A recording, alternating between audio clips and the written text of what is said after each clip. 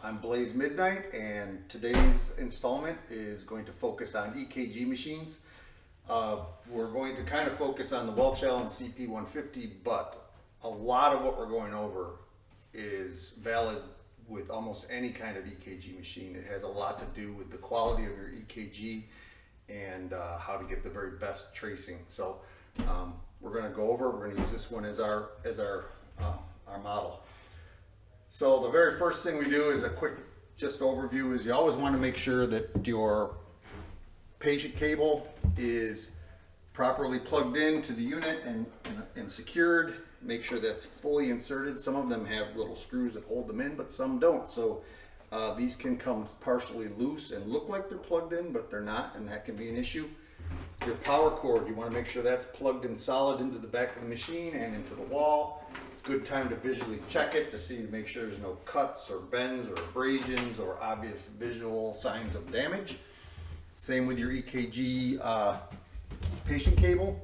I have this one hooked up to my simulator right now, just for purposes of use here, but take a look at this. If you see that the outer insulation is starting to crack or break and there's any indication of being able to see the wires inside, that's a good time to change your cable. It can degrade the quality of your EKG and it could totally fail on you at an important moment. So more common problems of failure are near the stress points, near where these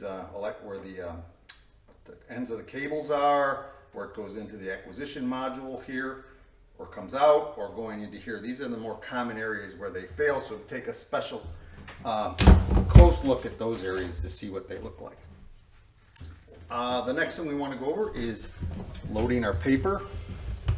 I have a new roll of paper here. Now the thing about the paper is we get a lot of calls from people who say their EKG machine isn't working, and we find out, well, we go out and they have the wrong paper on from a different EKG machine. If you have multiple EKG machines of different models, different manufacturers, make sure that you have the proper paper. All the paper should have a part number printed on the bottom of it, and you might want to just double check, make sure that if you find an EKG that was printed on this machine, that it has the same part number as the new paper you're putting into it. So the little button here on the side, you push that in and the drawer opens. Other machines have various ways of popping the door open, but that's pretty typical. I like to take the top sheet. I want to set it in here so that my white bar is going to be at the top and my little black indicator mark. This is kind of important. This tells the machine when one full page has been expelled. And we're going to slide it into our little drawer here and set it down in flat. And then I usually just leave this out a little bit. You're going to waste a sheet of paper, and we plug it in. I'm going to power it on, and we are good to go. When I go to start this EKG, when we get to that point, it will probably spit out this little piece of paper here to the next stop, so that you'll get a full EKG on one sheet, and it won't start in the middle of one sheet and go on to the next. So those are the important parts of getting set up. So next we want to talk about some of the common trace issues, problems that you have that give you poor quality trace. And you'll probably see a recurring theme in here. I've been working on EKG machines for over 40 years, and one of the most common issues is your electrode to skin contact. And it's very important that that is a very good contact, and we'll go over the best way to get a good contact there in case you aren't already familiar. But that is going to be reoccurring in this whole theme, but I'm going to go over a bunch of other things as well. One of the first things that we often will see is a wandering baseline, where your baseline will kind of wander up and down. It will not be in a nice straight line. One of the very first reasons why that might happen could possibly be your electrode contact at your skin. Bad electrode contact or a defective electrode could definitely cause this problem. We need to have really good contact throughout the whole path from the machine to the patient, or vice versa, patient to machine. Another reason why you often will get wandering baseline will be rapid breathing or excessive movement of the chest, you get a lot of times if you have a nervous patient or a patient who is uncomfortable in the whole situation, if they're breathing a lot, sometimes you'll get that kind of a movement in your waveform. There's usually most EKG machines, including this one, have a baseline filter you can turn on and off, and we can go through that in a few minutes, and that will allow you to help alleviate a lot of that wander that you get on your waveform. Okay, so that's a wandering baseline. One of the next things that often happen is a muscle tremor, and we're going to show you a graphic here of the muscle tremor, what it would look like on an EKG trace. If you notice, you'll see on the waveform you have a wandering along the base of the line. It's not thick and black like you'll see on our next video, but on our next insert, but it definitely, you can see that there's a lot of noise on that line that just follows the whole waveform, and that is not acceptable for good reading. So that often comes from muscle movement. Your patient's uncomfortable, your patient is not in a relaxed position. They should be on a table or bed that fits them, that they're not hanging off of or whatever, and they can relax. They want to make sure the patient's not cold and shivering. Things like these can cause a lot of your muscle tremor and give you a poor EKG. The next is an AC interference. AC interference is caused by poor connections. Is again one of the major reasons. A bad connection at the skin, a bad connection anywhere in the patient circuit. The patient circuit being the patient cable, the clips, the electrodes to the patient. AC interference is caused by electromagnetic waves that we are being bombarded with it every day. Some ways to prevent them becoming excessive and giving you this dark black line that you see on this insert here. You'll see a dark line. It'll be very thick and dark and continuous. That's the difference between an AC interference and a muscle tremor interference. So all of these waves are coming in there, and if you don't have a really good connection between your EKG machine and your patient, if there's a flaw anywhere in that line, all those leads act like little antennas and pick all that up, and it transfers it to the machine and gives you a poor quality trace. Some of the things that also will cause this is if you or the patient are touching an electrode during the ECG, they should be flat and relaxed in a relaxed position and not moving. They shouldn't be touching the electrodes. They shouldn't be touching any metal surfaces. Like they shouldn't be touching a metal surface on the table or bed that they're on. They should be comfortable and on a insulated surface like the padding on the top. You don't want them to have them touching anything like that.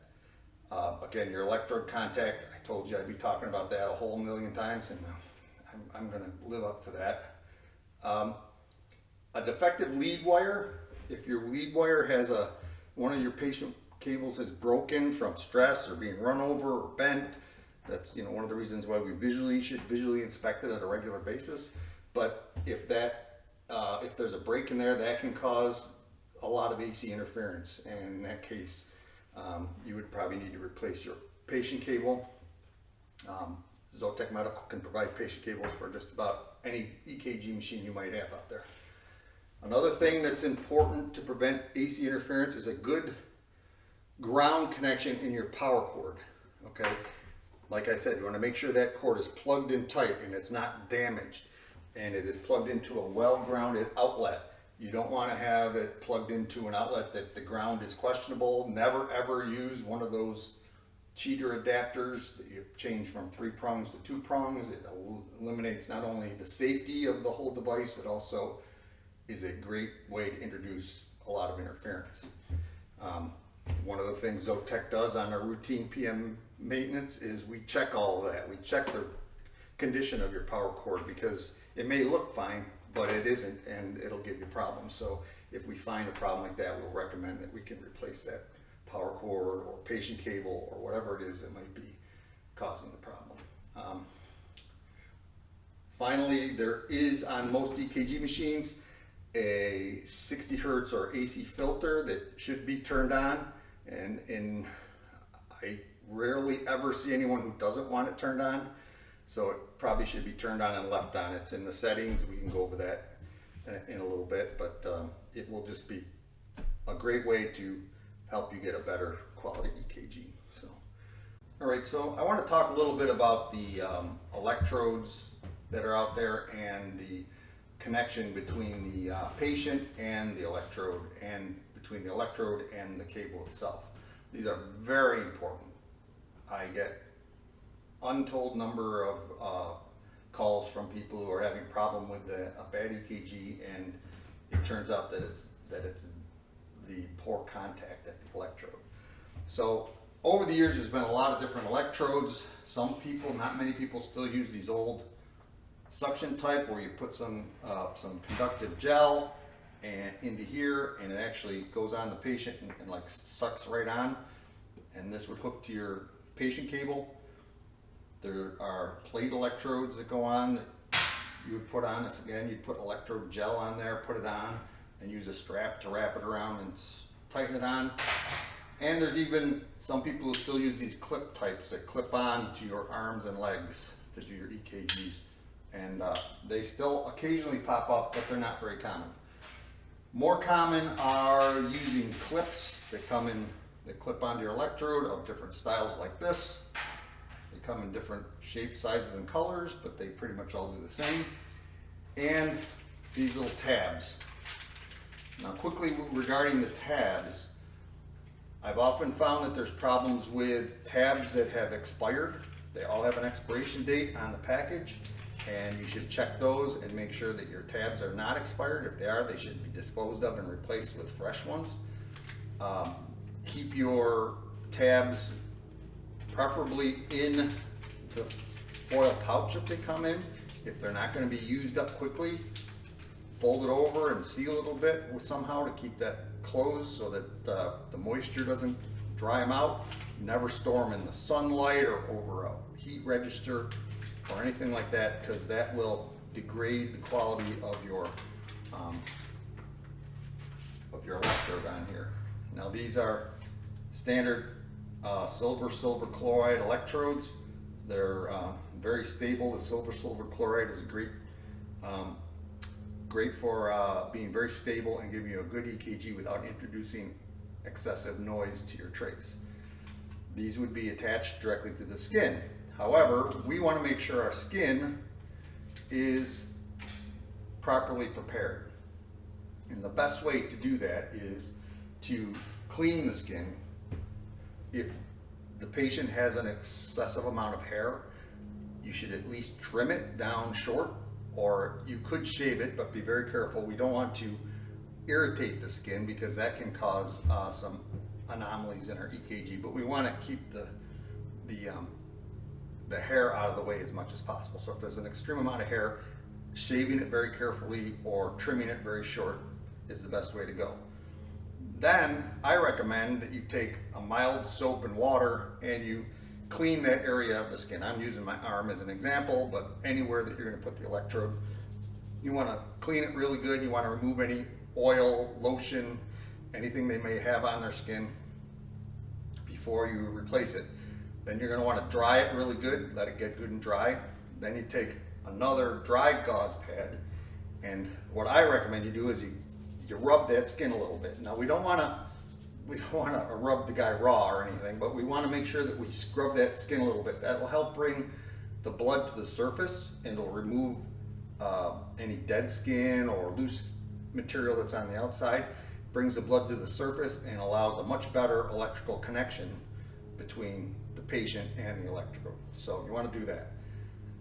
Some people have in the past said to use alcohol pads. I recommend you don't use alcohol pads. It has a tendency to dehydrate your skin, and then it doesn't give as good a contact. The only time you might want to use an alcohol pad is if for some reason the skin is very dirty or very oily or greasy. Like if a mechanic came out of work and didn't bother washing his hands and it's covered with grease, you want to get some of that off. So, but yeah, just only in cases where there's a lot of buildup of material on there. But in general, just some mild soap and water and a gauze pad is good. And make sure it's nice and dry, and then rough it up before you place your tab on there. The next thing we want to look at on this type is these clips that we have here. They come in different styles, but sometimes I've found that these clips get all gummed up because people are putting these on in a hurry, and rather than clipping onto the little tab part on the top here, they clip onto the sticky gooey part that's underneath there that sticks to the patient. And after a period of time, that gooey stuff builds up inside the little jaws of your clip here, and you get a whole bunch of buildup of that. And if that builds up too much and dries out, it will not give you a good signal. So it's worth it to take a look at that, and if they look really beat up, you can attempt to clean them, or better yet, they're relatively inexpensive. Get yourself a new set of these. I recommend that they all match. They're all the same kind, that you don't use one of these, two of these, four of these. They should all be the same kind. It gives you a better quality EKG as well. And again, getting that spot clean and ready to be prepped to place your electrode on there. Not only will the electrode stick better, it will give you a better contact. The last thing is I just went over one other type of contact electrode. This are often used more for monitoring, but it has a snap on it. The only recommendation I have on that is, of course, make sure it isn't expired, that it's not dried out. It's a little more comfortable for the patient if you snap it to the electrode to the end of your patient cable. You snap that on first and then apply this, because then you're not trying to snap the thing by pushing it on your patient. So that covers the patient prep part of this. And again, I want to stress it's really important, and it will make a wonderful difference in the quality of your EKG. So, all right, so we want to go over a little bit of the operation of the EKG machine here now. On your home screen, when you first power it up, you come up with this. We have our some options for our printout. The first option is to allow you to perform an EKG, but before you actually go in to perform the EKG, it's going to ask you to enter patient data. So I'm just going to push that once so we can see. And in this one, it's set up for the patient ID, last name, age, first name, gender. Sometimes you can program this, and you can have it pre-programmed for you to have things like height, weight, age, all that kind. Well, age is already on this one, but yes, things like that can be added. So you could enter all that information, and all this information is very important because it will all get stored in its memory. And if you ever need to recall any of this, you can recall it from just about, well, most of the things, such as the name, the patient ID, things like that, the date of the EKG. Those are things you can use to recall them for future use, or if you want to add another EKG to that. So, so that's the one. You can go into the new patient, and it will give you all that information. So at that point, we would enter that, and we would hit the arrow, and that would take us to the page we'll get to in a minute. So going back. So now we have a start a continuous ECG printout. If we push that button, we will start printing out an EKG, and it'll continue to print out until we stop it manually with a button, and it'll just keep spitting out paper, and it will print out in the format that's pre-programmed in this unit, and it'll just keep going. Now, things to know about this is that there is no data attached to this, like patient ID or name, and it does not save it into its memory. So it's strictly for your printout if you want it. I think it's mostly used in emergencies or in that type of thing where you're trying to catch an anomaly that only happens occasionally. But it That's things to keep in mind of the continuous print.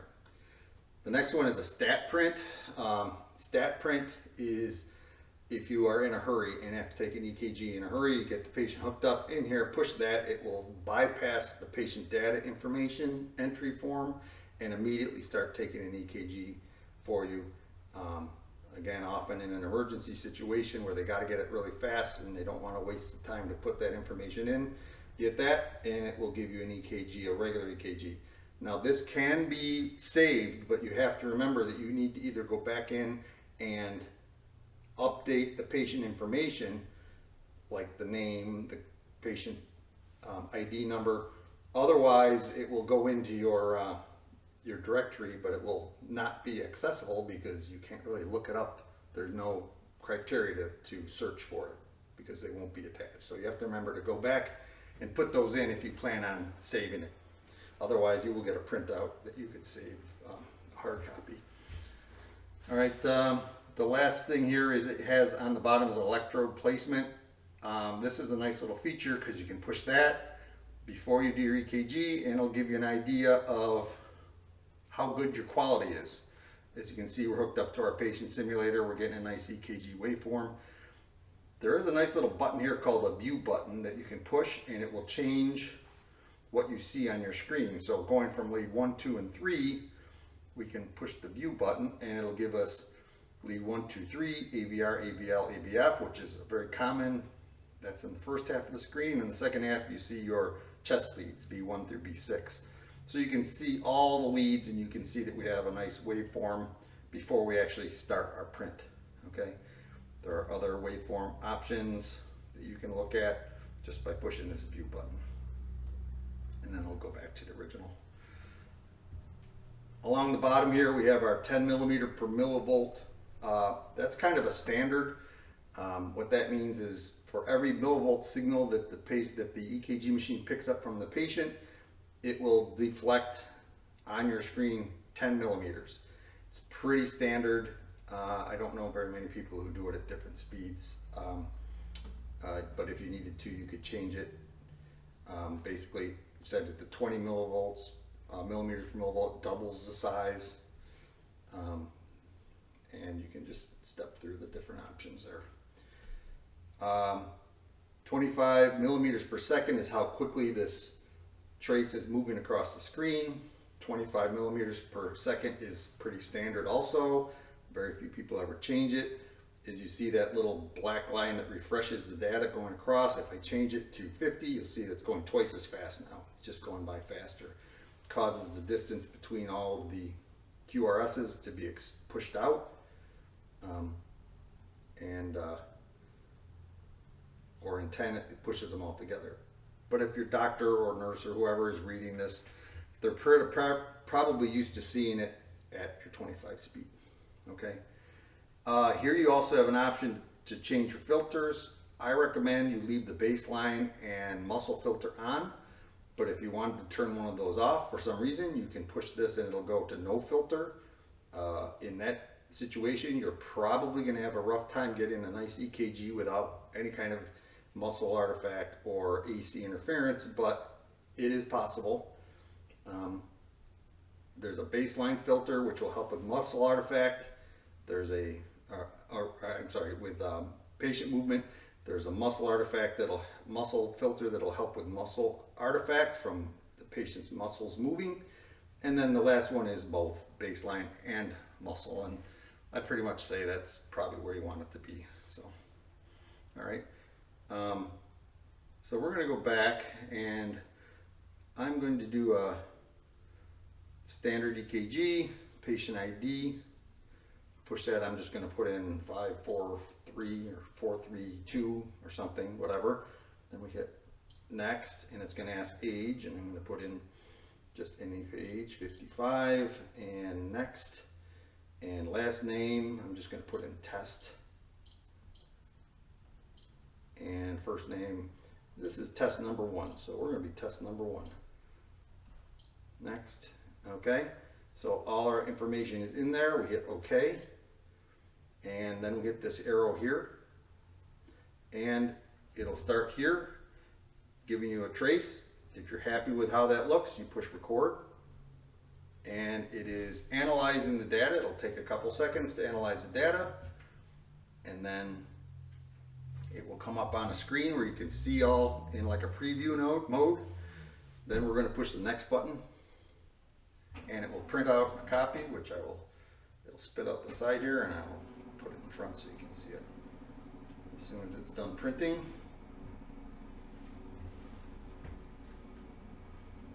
we will find that we have a nice EKG with all labeled. It's a very clean, very clear, no artifact, no AC interference, no muscle artifact. It looks really nice. So, and your patient data will all be up on the top here, including a analysis. All right, so we have that. At this point, you have your choice to print it again, save the test, which will save it in the memory, or start a continuous EKG print, which is, like I said before, it's the one where it just continues to spit out paper. So you have your choice. I'm going to hit save just for the heck of it. And at this point, we want to choose local. If you have the options for have this connected to your network, you can pick some of these other options, but local will keep it on the machine itself, and that's pretty much how most people do it. So we're going to say local, and we're going to save that, and it will save it in its memory. Okay. And if you wanted to print, you could again, or we exit and go back to our home screen. Now, the only other thing that really we want to go over quickly on here is our settings. And in our settings, these are where we can do some things such as turning on our baseline filter and our muscle filter. These will help with, again, the AC artifact and the muscle artifact. This bottom one, save reminder turned on, that will give you a prompt after you do an EKG. Do you want to save this, or do you want or not? If you turn that off, it will not give you that prompt and ask you that question. Now, waveform centering on, we're going to insert a couple of a couple of printouts here so you can see what the difference is. And this is pretty much depends on the doctor or nurse or whoever's preference, and some people like this on, some people don't. But the difference is with the waveform centering selected, what it does is, as you can see in this picture here, the waveform will actually try to keep the waveform centered on each of the rows that the printout is on. So when you go from like lead 1 to like AVR or AVL or whatever on the next section over, you can see that there's a slight jump where it moved up a little bit. That's what is known as your centering turned on. So it keeps centering every lead into the center of that page. Some people like it like that, some people don't. Now, waveform centering off, if we deselect that, that's going to look more like this one, where you see that all the way across from left to right, the waveform is on one continuous line, and there's no jumps up or down when it changes leads. It's all continuous here. So that's an important thing. I get a lot of people call me and says, oh, the thing keeps moving and this, and that's because someone's gotten in there and turned that on. All right. These other things on here, like the default gain, again, that's 10 millimeters per millivolt. That's pretty standard. I don't think you even will ever want to change it, but if you do, that's where you can do it here. The other thing on this page we want to look at is under device. This is where you would set your date and time if you ever had to do that, and you can actually, just type up, hit that, enter your date and time,